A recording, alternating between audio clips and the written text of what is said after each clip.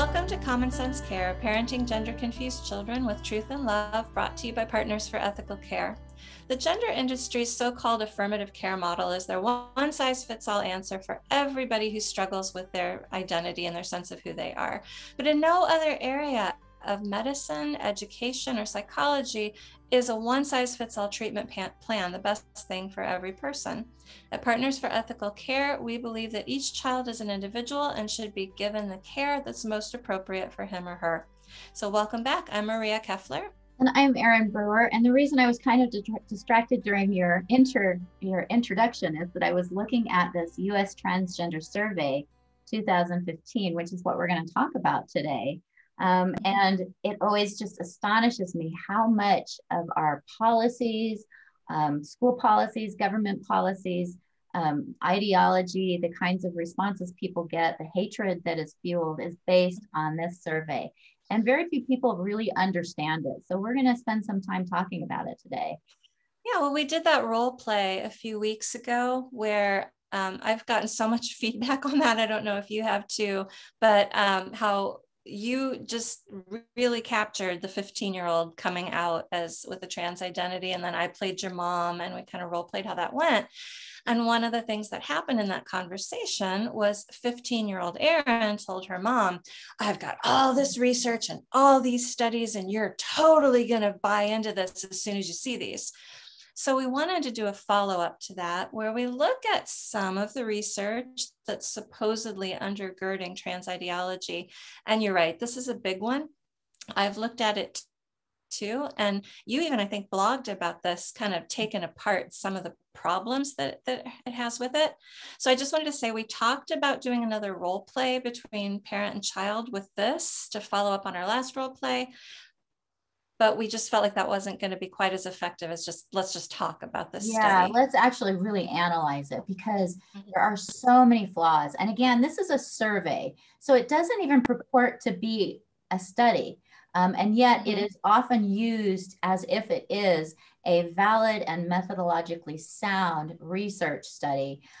It's not. It is a survey, which is basically a group of questions that's sent out to participants. In this case, the participants are self-selected, which means they chose to participate, and it's self-reported, which means the entire, all of the responses are based on somebody's impressions of their life retrospectively, so their past. And so these are all things that really make it not very strong as evidence to support anything, especially because when I read through the methodology, the way in which they recruited participants was to send a link to pro-trans organizations. And so already we've got bias there. This is not a group of people who suffered from gender dysphoria. This is a group of people who wanted to transition, who did transition, and are reporting about their experience with transitioning. Another thing that struck me about it was that all of the participants were adults. You had to be 18 or older to participate in this survey. And yet I see this reported all the time for policies around children. So why are we using this report, which only studied adults, and as you said, self-selected adults who are already pro all these policies going into it, but then applying it to populations of children? That doesn't work. It doesn't work. And also, if you read through the study, the way the questions are phrased and the conclusions from the questions are really concerning. So one of the questions that they ask about is whether or not somebody's experienced discrimination in getting medical care, which sounds like a reasonable question. But then the way they determine if somebody's been discriminated against getting medical care is if they haven't been able to access the types of transgender interventions that they want. And so they're suggesting that that's medical care. And so they have a very high rate of people who are saying they've been denied medical care. Well, in fact, they've been denied access to the interventions that they have decided that they want, which is very different from actual, being denied medical care. But it's very concerning if you hear that, 98% of transgender people have been discriminated against getting medical care. That sounds really concerning. But then when you dive down and realize, well, actually what it's saying is that doctors are not giving every transgender person exactly what they want. Well, right. Well, then it's really different.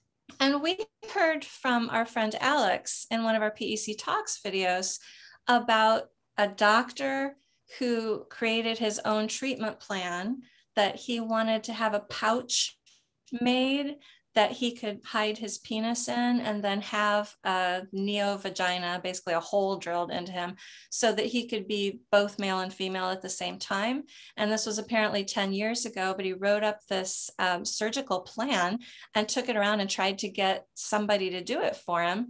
And he was told no. Mm-hmm. So in this case, he would be, according to this survey, among the people who were denied medical care on a discriminatory basis. The other thing that I see time and time again is activists who kind of want to play it both ways.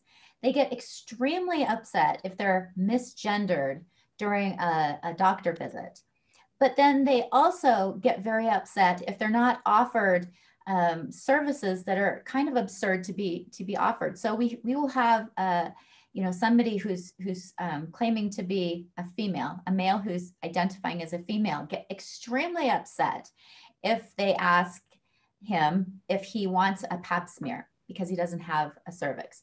But the same person will also get very upset if they're not asked if they want a pap smear because they're a real woman.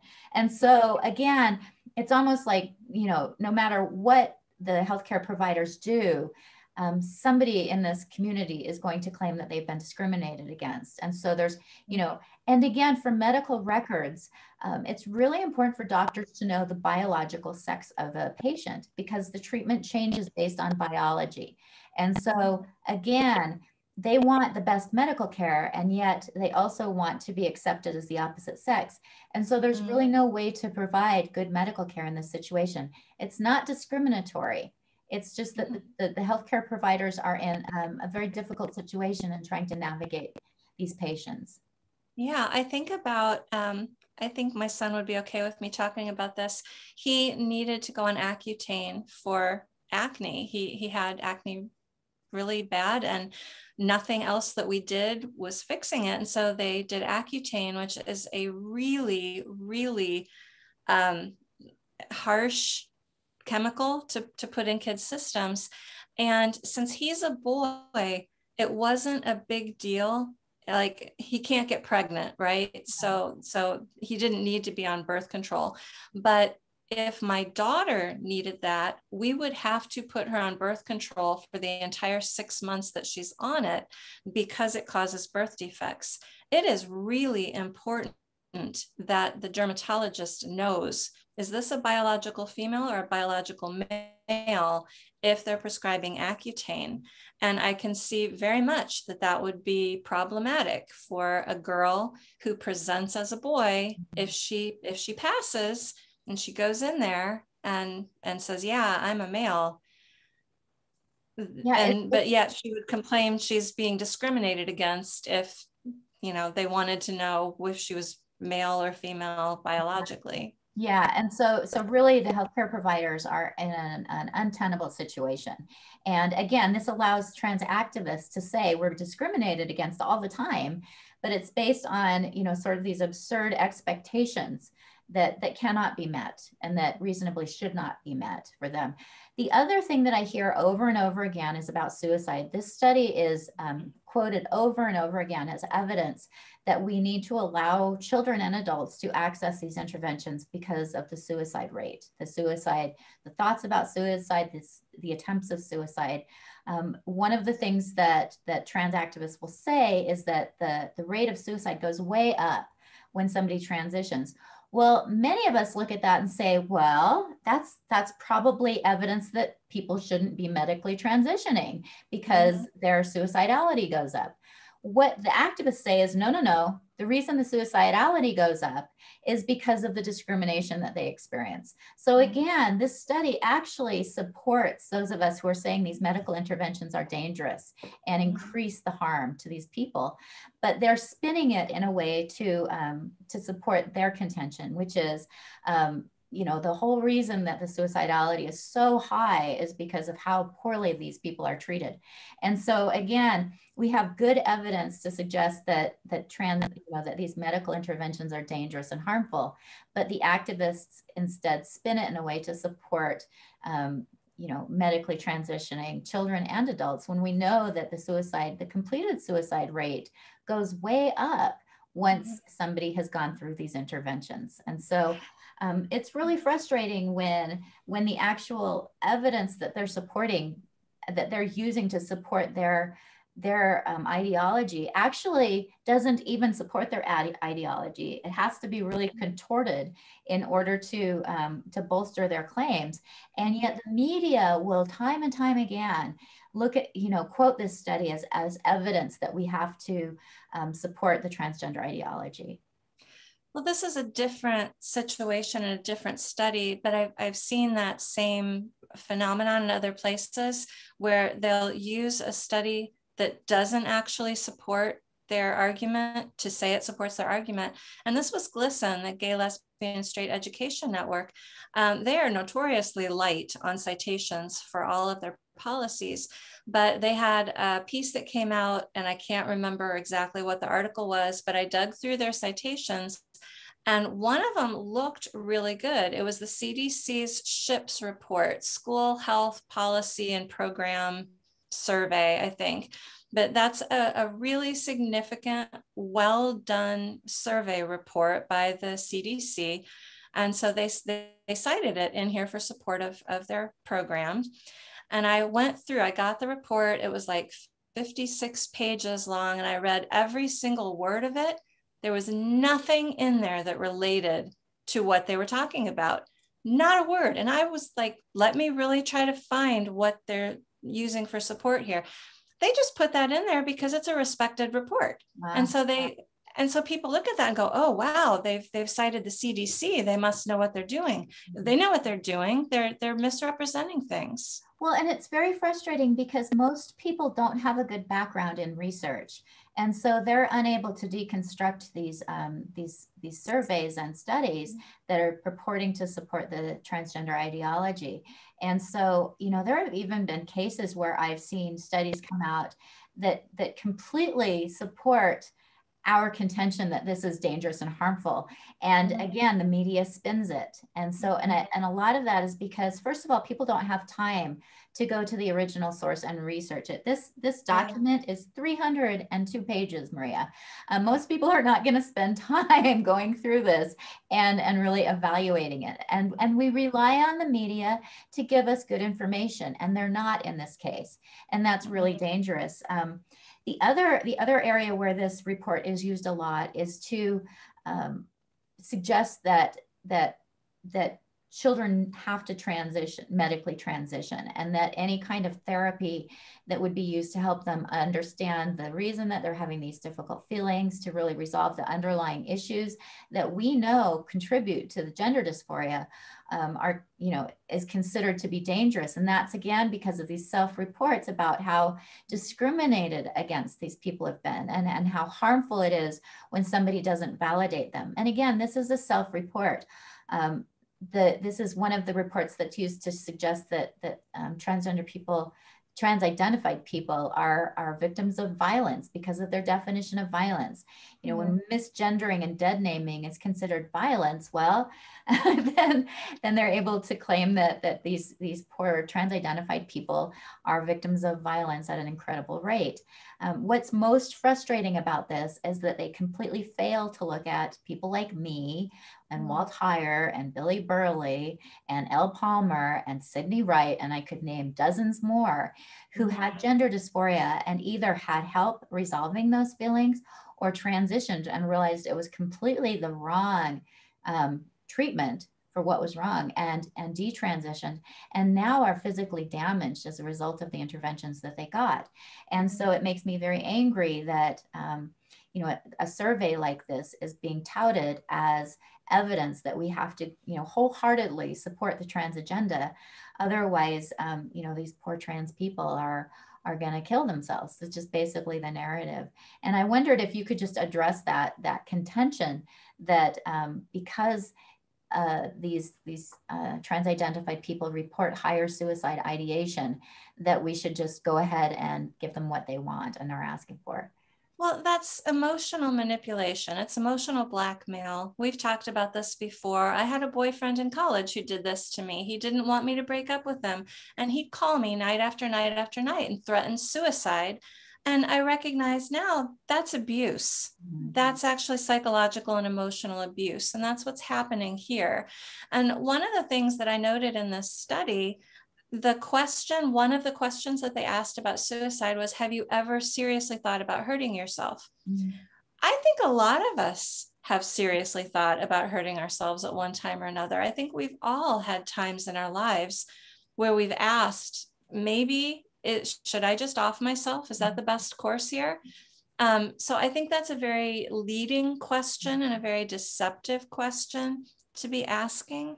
It also fails to address the fact that I think I've seen like 98 to 100% of people who have a trans identity have significant comorbid conditions, such as autism, depression, anxiety, borderline personality disorder, dissociative disorder. These are people who have significant mental health issues that are being overlooked and not treated effectively.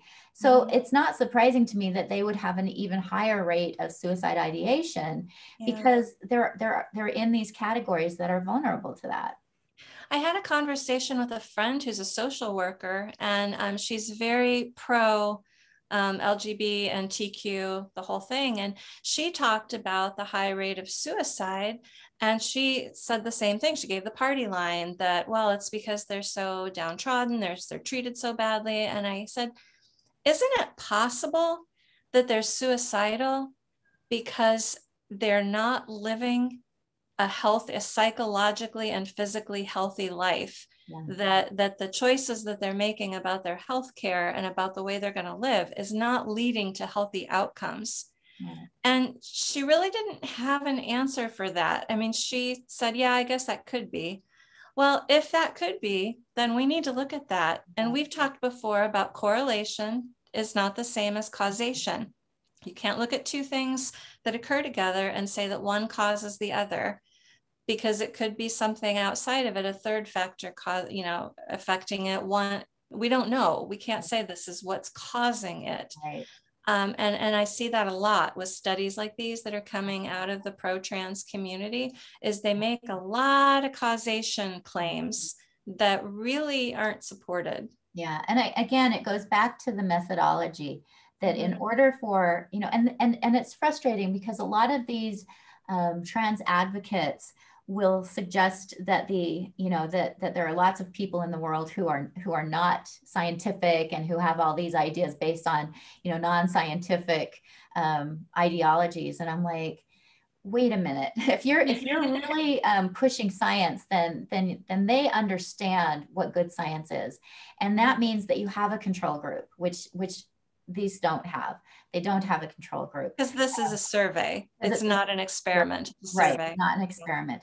This is, again, self-selected. That means that, they're sending this specifically to pro-trans organizations and asking people to fill it out.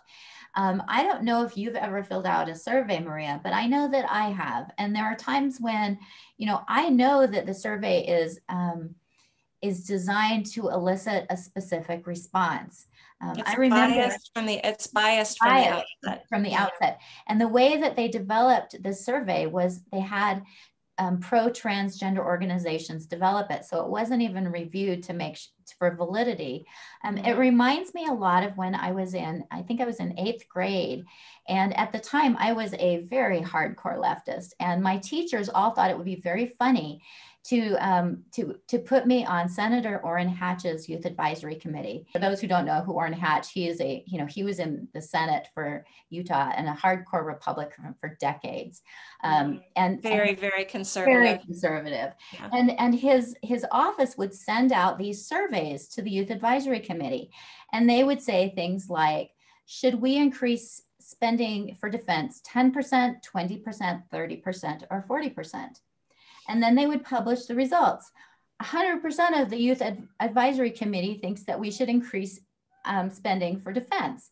And so I would not fill out the survey. I would write in my own answers, and I never got a response. But they clearly were eliciting, you know, the survey was designed to elicit a specific response.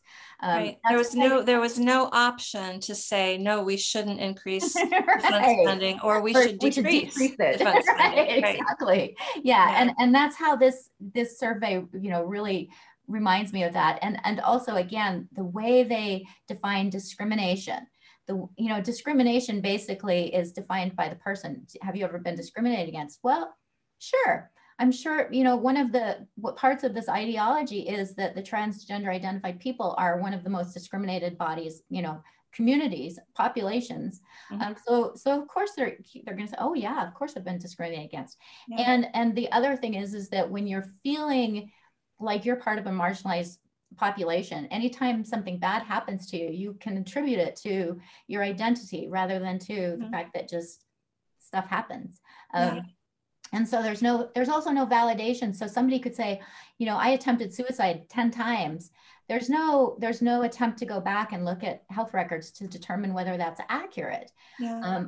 Even the committing of suicide, I've heard numerous times that people in the trans community encourage people who want to get these interventions to kind of stage a suicide attempt. So they'll take maybe 2 Tylenols and say that they were attempting suicide.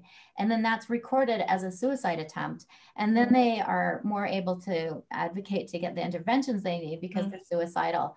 Again, this is just, it's so disingenuous. But you know, this is what we have to push back against. If, you know, we need to insist on quality research if people are going to make claims. Well, and another thing that I just learned at a conference that you and I were both at, one of the presenters was talking about the phrase, a growing body of research. And we hear this all the time. There's a growing body of research that says, you know, whatever the trans advocates want it to say. But the way that happens is you get a study or a survey like this one, and then somebody writes an article and cites it.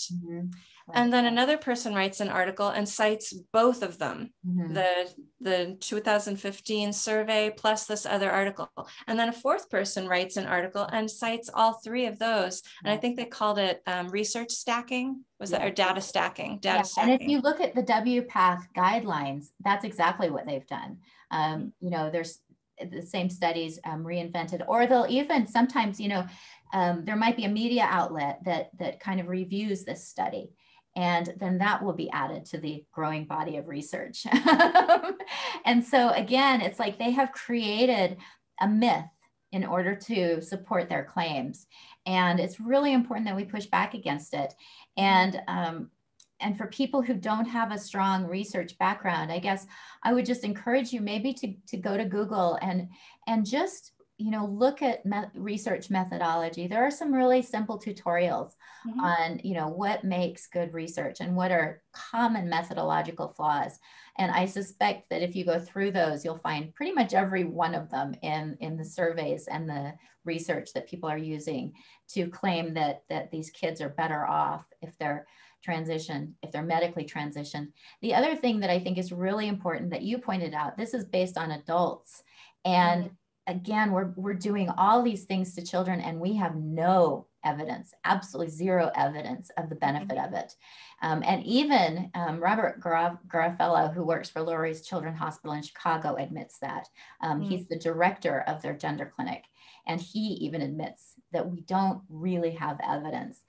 We do, however, have good evidence that shows that therapy and support helps the vast majority of these kids outgrow these feelings. And so again, they're really manipulating us into accepting this when the actual, the only treatment option that we know of that works is being actually made illegal in many states through therapy bans. And so again, this is an attempt to just help viewers to understand this is an ideology.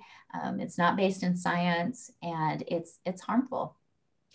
And people might be asking why? Why would someone go to all this trouble? I mean, we really do sound a bit like conspiracy theorists that, oh, they've constructed this whole house of cards. It's a manufactured thing. Why? follow the money. Yeah. When you want to know what happened, follow the money. Yes. I've been in situations where somebody in an organization was behaving badly. As soon as you start following the money, the people who are at fault usually start crying foul. Yep. This is a $1 billion industry. I have seen 3 market reports just about sex reassignment surgery, not even about the hormones, just sex reassignment surgery. They expect to be almost $1 billion industry alone in the next 5 years. So that's and I why. would encourage people to go look at Jennifer Balick's 11th Hour blog, because she's done a phenomenal job of tracing the money and showing, you know, people there. We have, I believe it's Pritzker, who has an organization that gives grants to clinics like Lurie's Children's Hospital. And then they go into schools and recruit. And it's because they are benefiting from the, because they're pharmaceutical companies.